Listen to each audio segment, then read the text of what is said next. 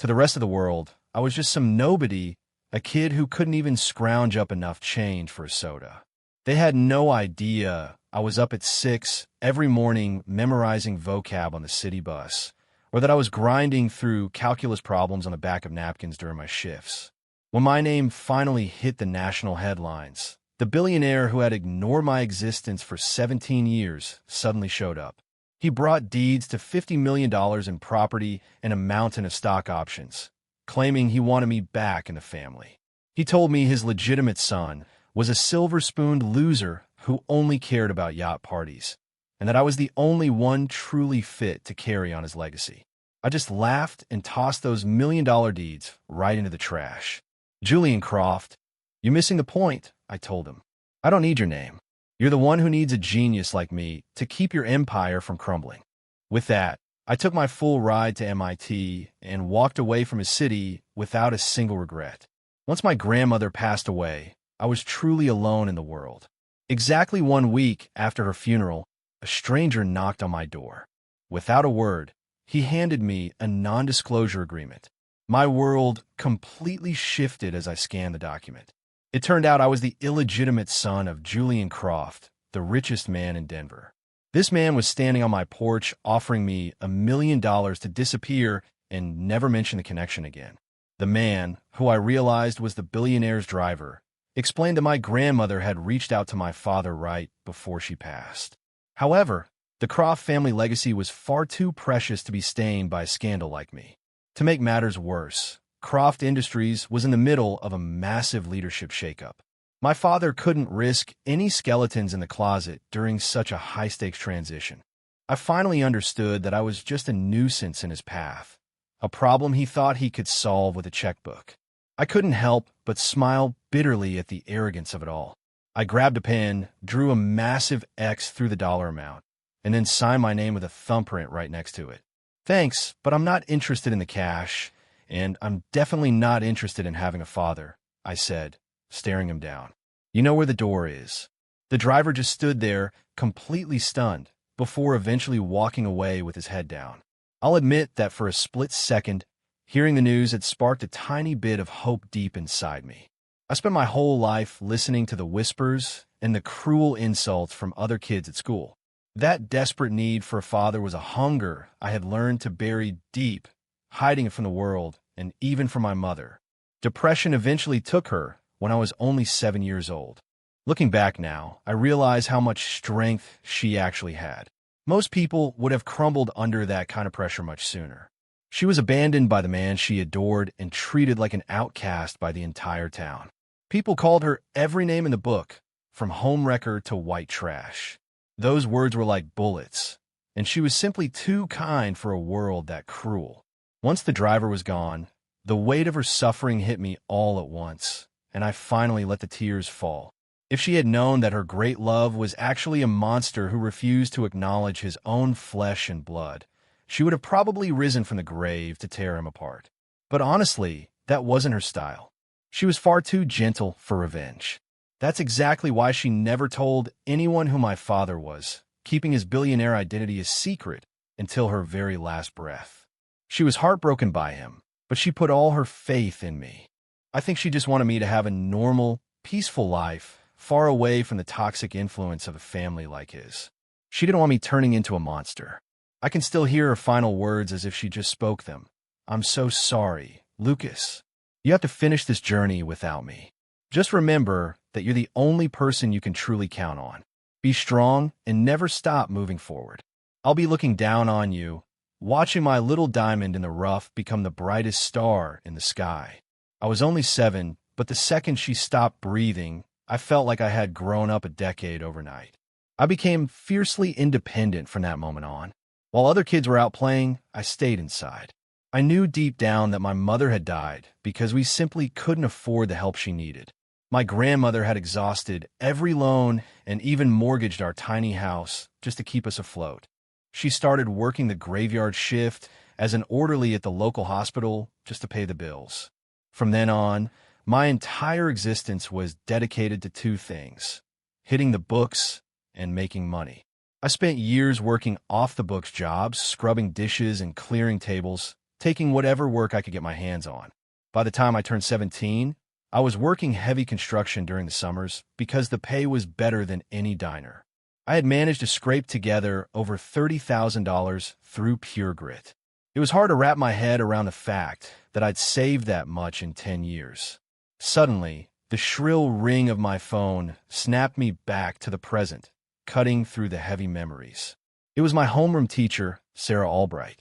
I gently placed a photo of my grandmother back on the shelf and picked up. "Lucas, I've got good news. The housing is set, and you can move into the dorms whenever you're ready." "I really appreciate it, Ms. Albright." "Don't worry about it, Lucas. I know you've had a rough time lately, and that kind of stress takes a toll on anyone. Keep in mind that college apps are due in just 2 months. The best way to honor your family is to show the world how incredible you've become because of their love. You follow me?" "I do, Ms. Albright. Thank you for everything." She was the only person truly in my corner. She believed in me because my grades were consistently perfect, leaving everyone else in the grade far behind. I wasn't born a genius. It was all about the hustle. Ever since I was 7, the one lesson that stuck with me was that an education was the only real way to escape the life I was born into. I realized that knowledge was a weapon I could use to carve out a better future. To me, that just meant a way to finally have financial security, so I attacked my schoolwork with a desperate, feverish intensity. I spent my shifts reciting physics formulas while stocking shelves and memorizing history dates while mopping floors. Every night, I would grind through SAT prep until midnight, finally falling asleep to the sound of vocabulary drills playing in my ears. I was always out the door by 6, headphones on, practicing Spanish verbs during the long bus ride to campus. My classmates looked at me like I was some kind of natural-born prodigy.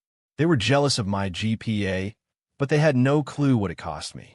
While everyone else spent their weekends on TikTok or hanging out at the mall, I was pulling double shifts at the diner with a calculus textbook propped up next to the napkins. On the day the SAT scores dropped, Ms. Albright made me sit right in front of her computer. I could see her hands shaking with nerves as she reached for the mouse. When she asked me how I felt about the exam, I didn't even blink. "I don't think I missed a single question," I told her, my voice as steady as a rock. That completely floored her, and I saw her eyes start to well up. I wasn't just a student to her. I was the ultimate proof that her years of teaching actually meant something. It went deeper than academics, though. She knew exactly what I was up against and treated me more like a son than a student. For the last 3 years, she was the only real support system I had. I knew that if I landed a top score, the scholarship offers would start pouring in. I was banking everything on those results to pay for my future. Within minutes, the small office was standing room only. All my teachers had crowded in, and even the principal and vice principal made an appearance to see what was happening. The tension in the room was palpable. Ms. Albright kept her finger on a mouse, hitting the refresh button on the College Board site until the page finally updated. "I swear, I wasn't this anxious when I was in labor," she joked, trying to lighten the mood. The rest of the faculty was already getting ahead of themselves, debating where to hang the giant banner with my face on it for next year's recruitment drive. The principal was already on his phone, probably checking which local businesses he could hit up for scholarship donations. Then, the screen finally flickered to life. A perfect 1600. A perfect 1600. The room went dead silent for a heartbeat before absolute chaos broke out. A score like that was basically legendary. We weren't just talking about a state record.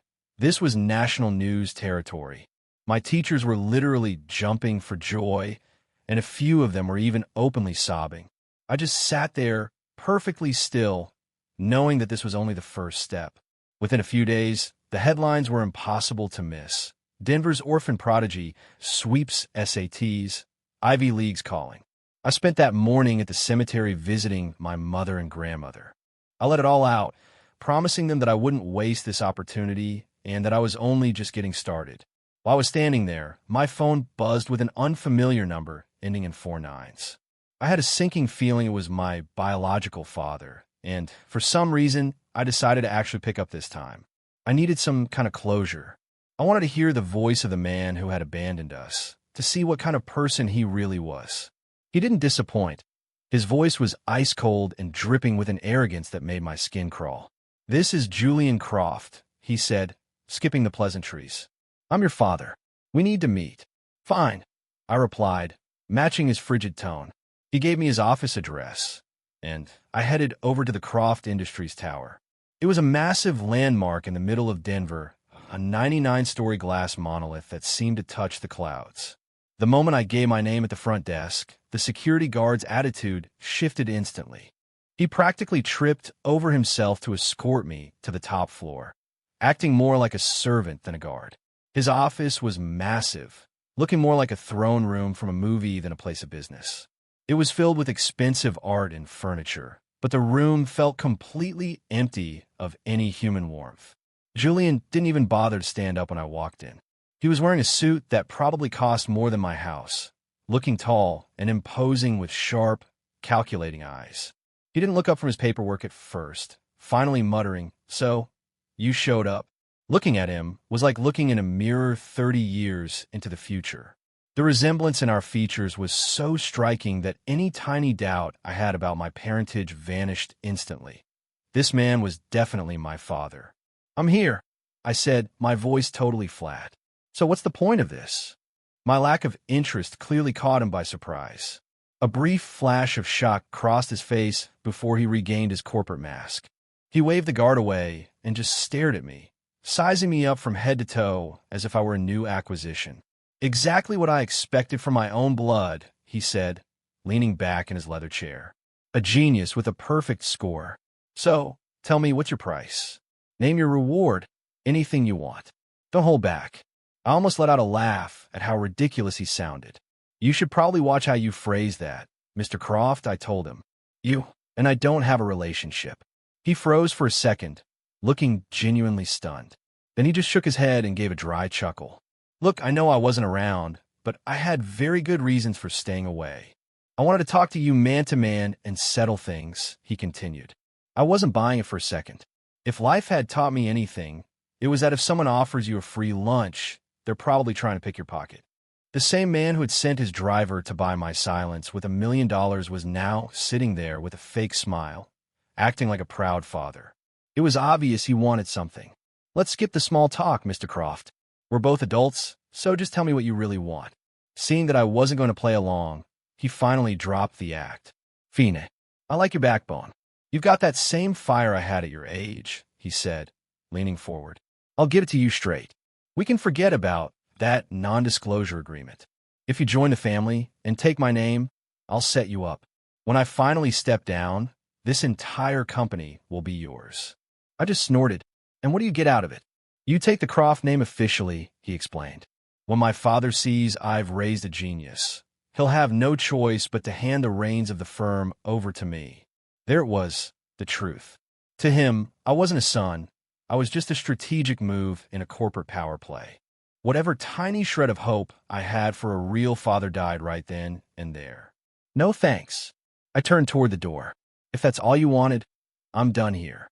"Stop right where you are," he bellowed, his voice echoing with rage.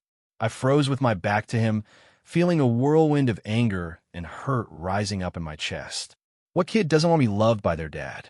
Especially someone like me, who grew up with bastard ringing in his ears. But there was no way I could ever forgive him for leaving us to rot. If my mother were still here, she would have hated to see me settle for this. Julian marched over to me, forcing me to look him in the eye. I noticed his eyes were bloodshot as he grabbed my shoulders. "Lucas, have you lost your mind? Do you have any concept of how much power this company holds? If you take over, you'll have more money than you could burn in 1,000 years. This is the kind of chance people would literally commit murder for." I stared right back at him, tears stinging my eyes. They weren't tears of gratitude. They were fueled by pure, liquid rage. 10 years of pent-up pain finally boiled over. "Shut your mouth," I screamed. "I don't want a single cent from you. You're so proud that I'm a prodigy. But do you know why I'm like this? I'm 6 feet tall and barely hit 150 pounds. Everyone thinks I'm just fit, but the truth is I was too poor to even buy a soda. While other kids were hanging out at Burger King or grabbing pizza, I was lucky if I got to eat meat once a week. While their parents were picking them up from practice, I was walking home alone in the dark. I was only 7 years old, you prick. 7. Do you think I wasn't terrified? I was scared to death every single day. But I didn't have a choice because I was just a fatherless kid, the bastard. And where were you? You were busy playing your corporate games while I was struggling.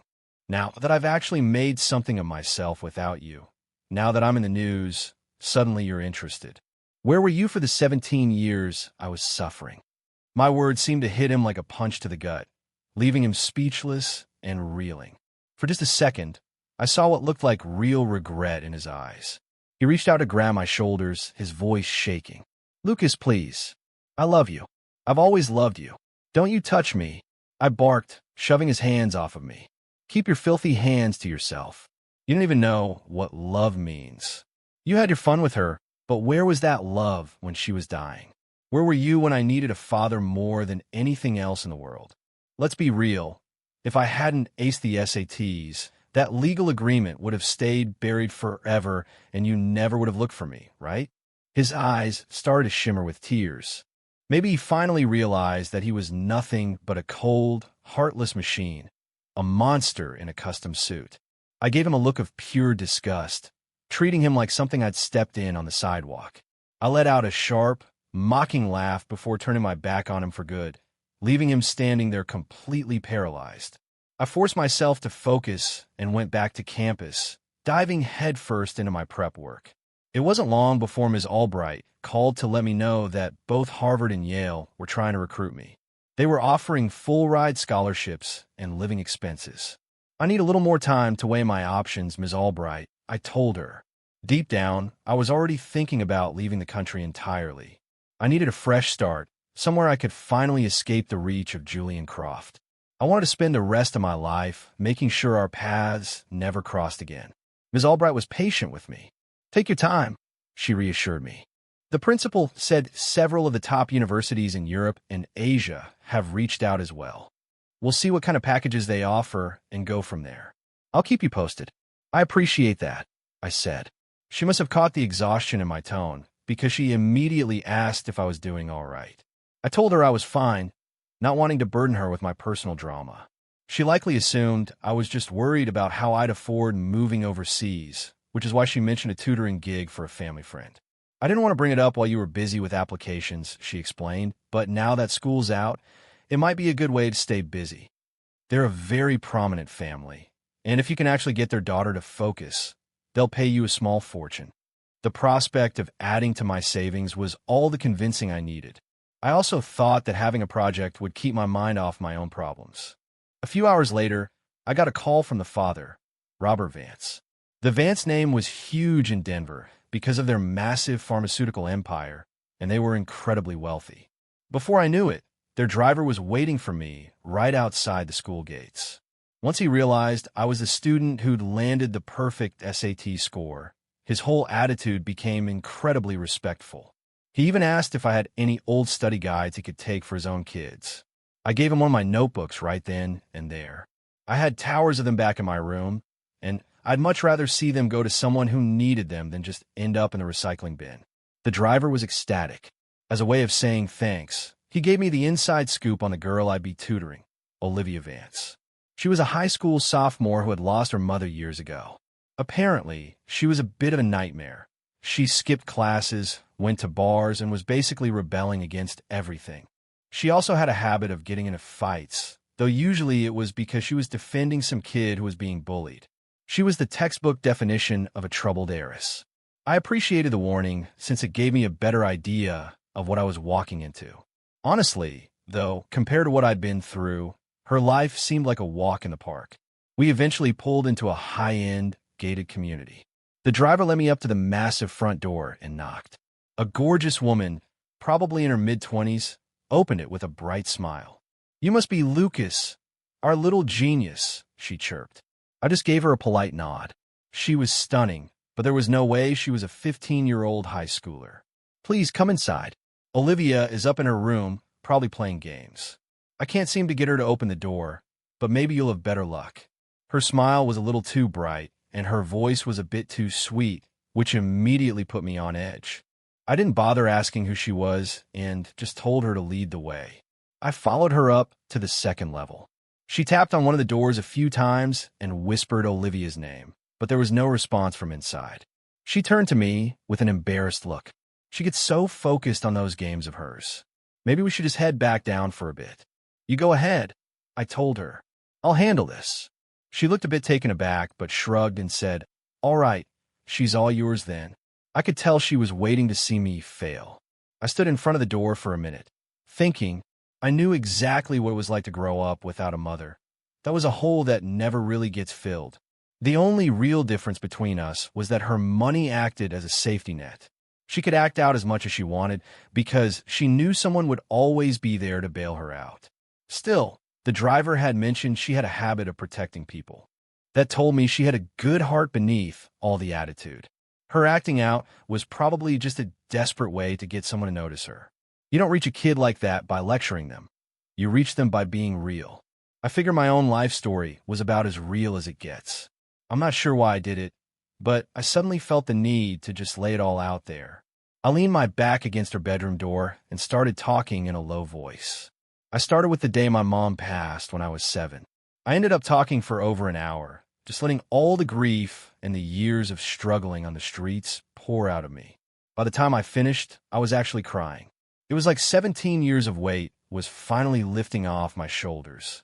I'd never been that honest with anyone, but maybe it was easier because I didn't even know who was on the other side of the door.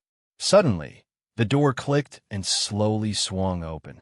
I wiped my eyes and saw a girl standing there, casually blowing a bubble with her gum. She was wearing denim shorts and an oversized tee, her dark hair cut into a sharp bob that framed a really striking face. She was undeniably beautiful, even with the defiant look in her eyes. She looked me over, and for a second, I felt like she saw a bit of herself in my expression. We stood there in silence until she finally stepped back and said, "You can come in." I felt a tiny bit of relief. She was just a kid who needed to know someone understood her. I walked into the room and didn't even mention the textbooks. It was a little awkward for the first few minutes, but then she just started talking. Before I knew it, she was sobbing even harder than I had been. It turned out the woman downstairs was her stepmother, and her father was a classic workaholic who was basically never around. She had all the money in the world, but was starving for someone to actually care about her. Every time she got into trouble, it was really just a scream for her dad to notice her. I just sat there and listened as she let everything out, trying to see things from her perspective. I think being a stranger made it easier for her to finally drop her guard. We spent the whole afternoon just talking, and I never even brought up the lesson. As I was getting ready to head out, I told her, "You should try to appreciate what you've got. At least you still have a father who's around. Don't wait until you've lost everything like I did to figure out what really matters." I went back to my dorm and got back to my own work, assuming I'd just talked myself out of a job. I was pretty sure the Vance family wouldn't be calling me back. I figured it was just one of those strange, intense moments between two people who were both a little broken.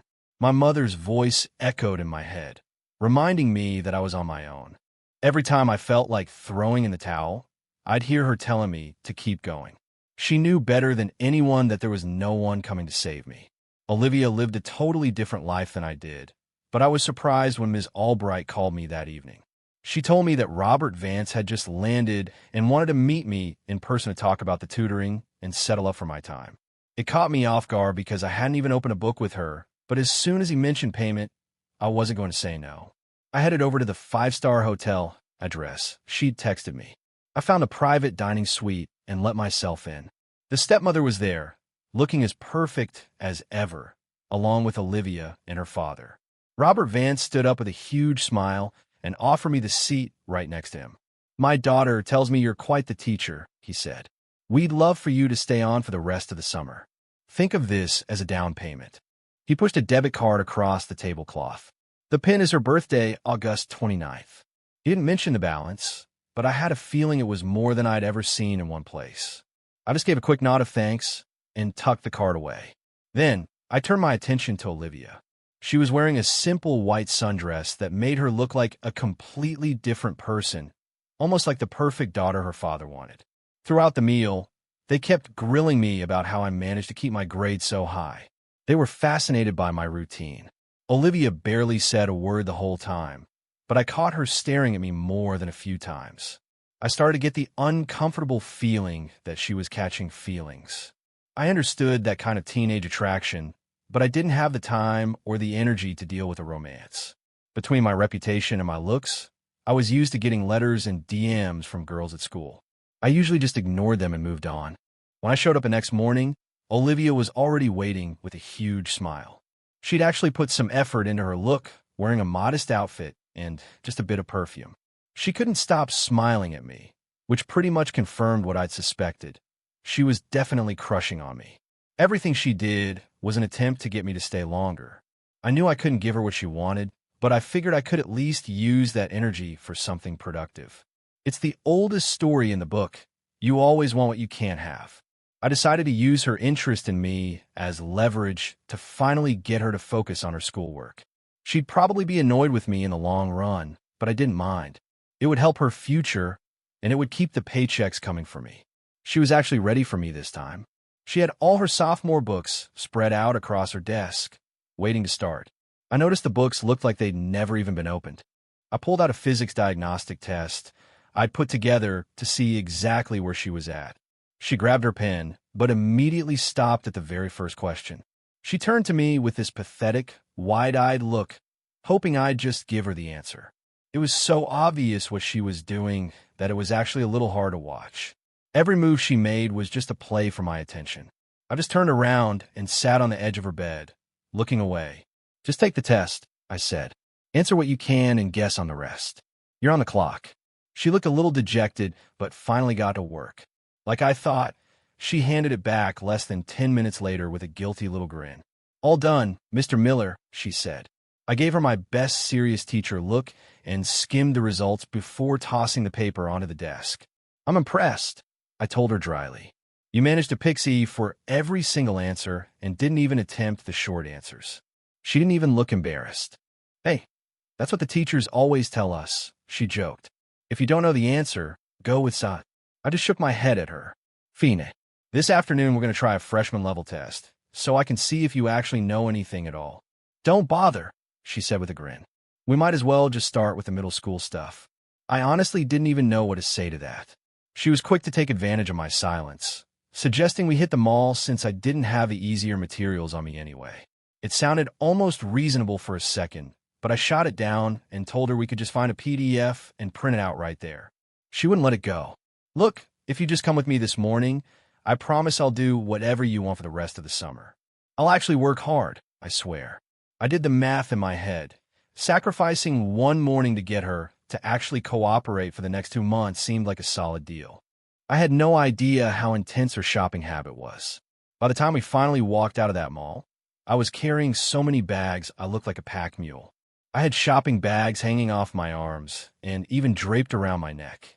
By the time we got home, I was completely wiped out. I had actually anticipated this and brought along some 5th grade level workbooks for math, English, and science. To my surprise, she actually sat down and focused.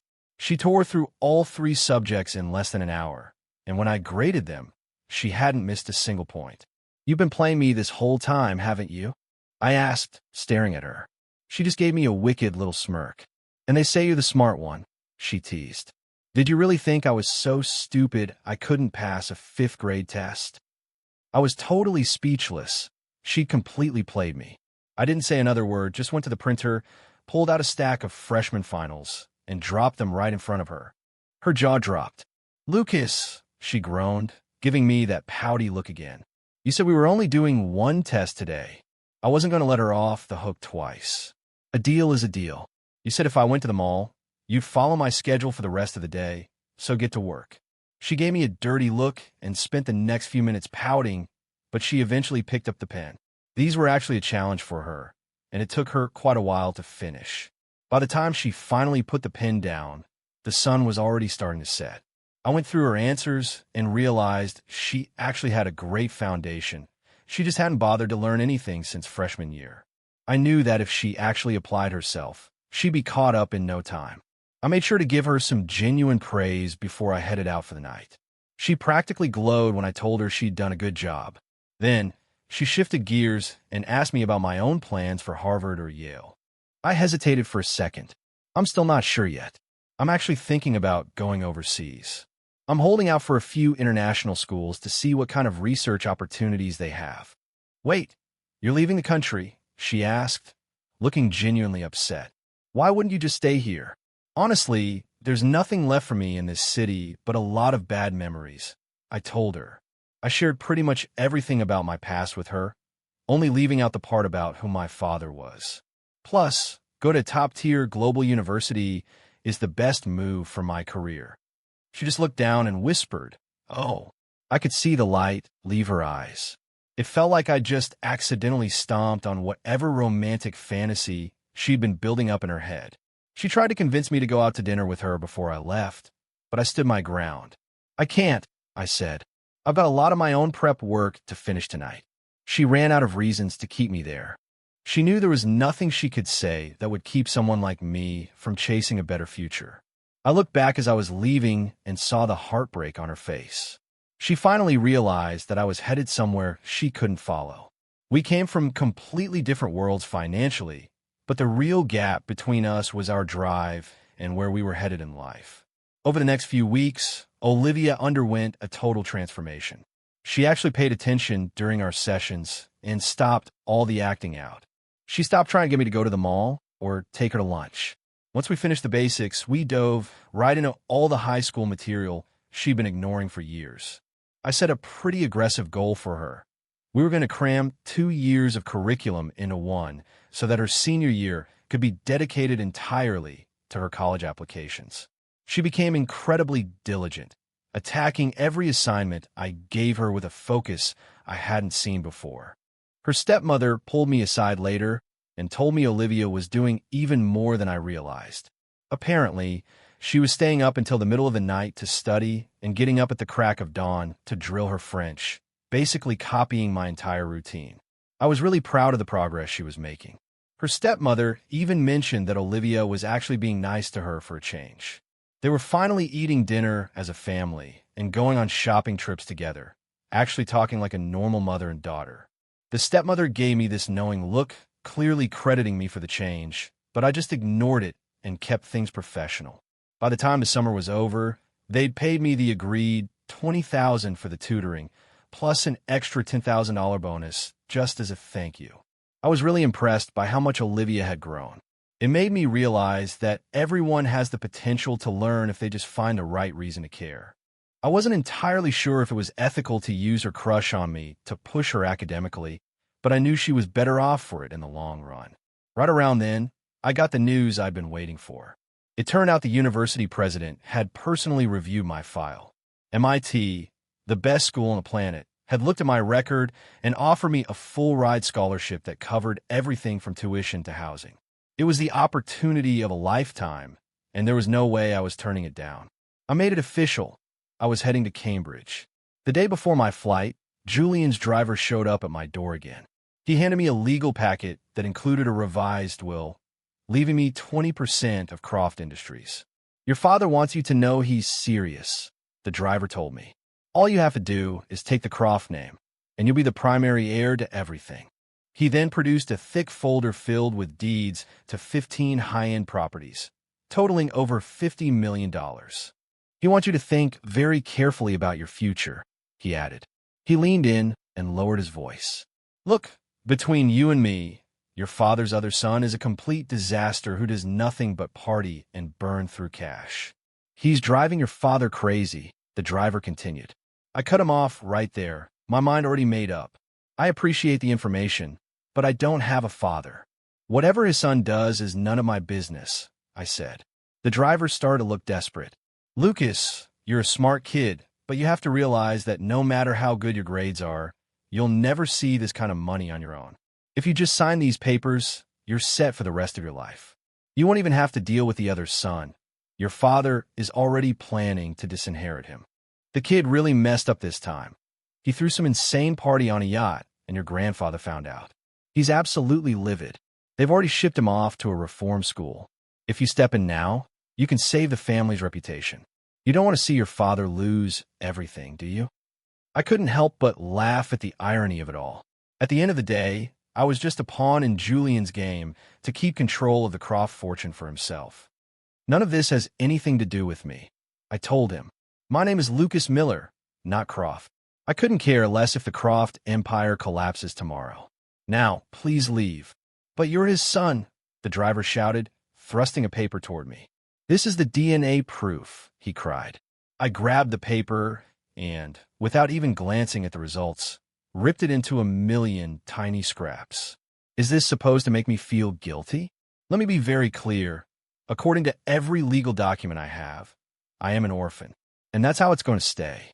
I let the pieces of the DNA test fall like confetti over his head and walked back inside without another word.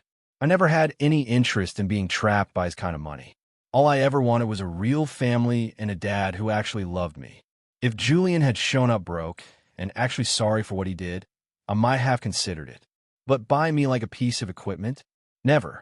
It was a hot August day when I finally packed my bags for my late-night flight. I stopped by the bank to withdraw the $10,000 Robert Vance had given me during our first dinner. I remembered exactly what day it was, Olivia's 16th birthday. Her driver had actually called me earlier to invite me to her party. I told him I couldn't make it, but the more I thought about it, the more I wanted to do something for her. I ended up at a jewelry store, picking out a pair of classic pearl earrings and a card. I knew they'd look perfect on her. Olivia was the kind of girl who just commanded attention whenever she walked into a room. I wasn't immune to her either. I had to admit to myself that I'd started feeling more for her than I should have. But I also knew she was going through a lot. I wasn't sure if she actually liked me or if she was just in love with the idea of someone finally paying attention to her. My feelings were definitely real, though. I just had to keep them hidden for her sake and mine. I kept the card simple. I hope your year is as bright and beautiful as you are. Happy 16th birthday.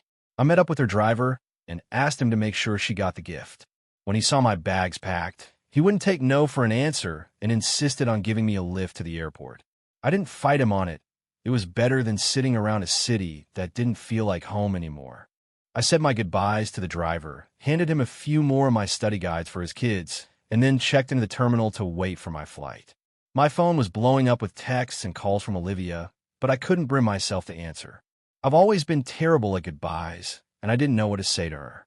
I was worried it would be just as messy as the day we met. Honestly, I didn't trust myself to stay strong if I heard her voice. I decided that staying silent was the best move for both of us. My plan completely went out the window right as my group was called aboard. I heard a voice scream, "Lucas, you thief," from across the terminal. I spun around, my heart dropping. Olivia was standing there in the middle of the crowd, looking exhausted in her sweats, but wearing the pearl earrings I'd sent her. Her face was red and streaked with tears, and she looked absolutely devastated. I was paralyzed, caught between wanting to run to her and needing to walk away. Part of me wanted to just pull her into a hug, but my head was telling me to stick to the plan and get on that plane. My heart was racing so hard it actually hurt. It was a wake-up call. I realized just how much she meant to me when seeing her cry felt like a physical blow. I tried to talk myself down, reminding myself that I couldn't afford any distractions. I had a whole future mapped out, and I couldn't let my feelings mess that up now. Throwing away my shot at MIT for a high school crush was insane. But before I could even process the thought, she was sprinting toward me. She threw her arms around my neck and held on, as if her life depended on it. "You're a thief, Lucas. You're the absolute worst," she sobbed into my chest. We were making a huge scene, and I could feel everyone in the airport staring at us like we were in a movie. "You knew you were going, and you didn't even say anything," she cried, pulling back to look at me. "Did you really think you could just take what belongs to me and disappear?" I was completely floored by how much she cared. She was holding on to me so tightly I could actually feel her heart beating against mine. "I'm sorry. I didn't want to make this harder than it had to be," I managed to say. "But I haven't stolen anything from you, Olivia." She looked up at me, her eyes red and puffy, and I felt a pang of guilt so strong it was almost unbearable. I had no idea what to say to make it better.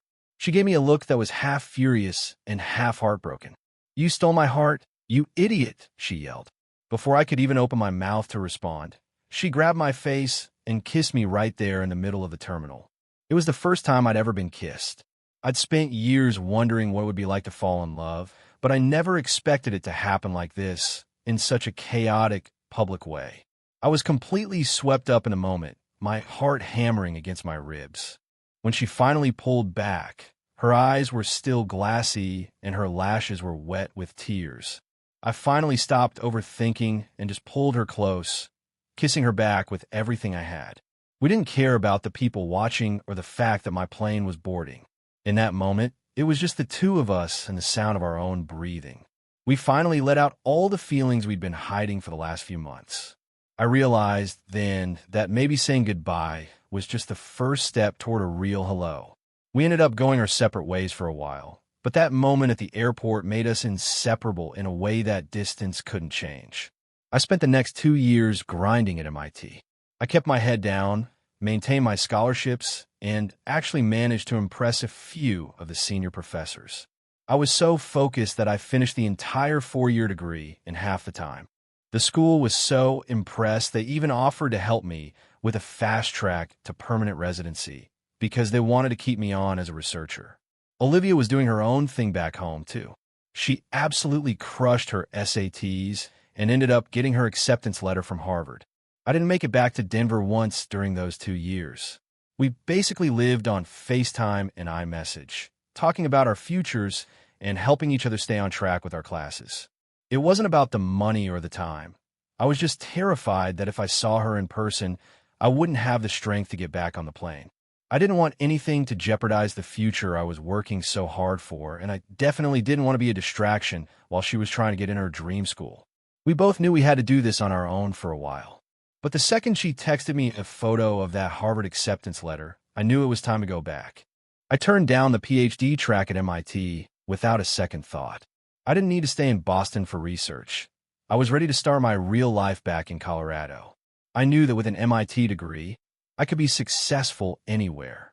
But more importantly, I finally had someone worth going home to. I flew back into Denver that August. Olivia sent me a photo of her at the same hotel we'd met at, sitting in the exact same private dining room. It was a photo of her whole family. Her dad and stepmother were beaming, holding a new baby brother. They looked like the perfect, happy family. I didn't tell them I was coming. I just showed up at the suite in a suit, carrying gifts for everyone. You should have seen their faces when they opened the door. Robert Vance looked like he'd just seen a ghost. Olivia was just sitting there, completely frozen in her chair. I dropped my bags, walked straight over to her, and didn't take my eyes off her. I was holding a massive bouquet of red roses, my heart racing a mile a minute. "Hey, Olivia," I said, my voice cracking just a little. "Happy 18th birthday." Her parents gave us their blessing, and I finally felt like I belonged somewhere.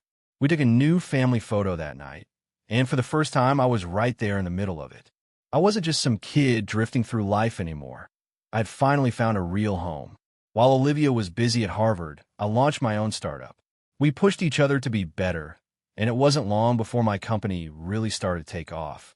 Every day we spent together just made us stronger. Eventually, we made it official and got married. The wedding was all over the news, mostly because people were fascinated by the 20-something CEO of one of the country's biggest AI firms. I even got a message from Julian Croft. He didn't have the nerve to show up, but he sent his old driver with a handwritten note. It was a personal letter from Julian himself. I could tell just by reading it that he was finally feeling the weight of everything he'd done. At the very bottom of the page, he'd written the one thing I'd spent my whole life waiting for. "I am sorry." I wasn't ready to forgive him, but the anger was finally gone. He might have been my biological father, but he was never a part of the life I built. We both knew we'd never see each other again. That night, Olivia and I stood out on our terrace, watching a massive meteor shower light up the sky. Looking up at the stars, I noticed 2 of them that seemed to be shining much brighter than everything else. I felt so much gratitude for the kid I used to be, the one who had to fight for every single thing he had. He didn't let a rough start break him, and he didn't sell out for a quick payday or let his feelings slow him down. More than anything, I was thankful for those 2 lights in the sky that had guided me through the absolute worst times of my life. I miss you guys so much, I whispered, looking up at the stars. I found an amazing woman, and I'm finally living the life you always wanted for me. I really hope I made you proud. True greatness is not about inheriting a cold, bloodless throne. It is the courage to shred $1 million restitution the moment the pen of fate is in your hands. It is the ability to stand at the summit of the world, yet remember the endless nights spent solving equations on napkins, all while holding tight to the soul who recognized your worth amidst the grime and tears, choosing to walk beside you before the world ever knew your name.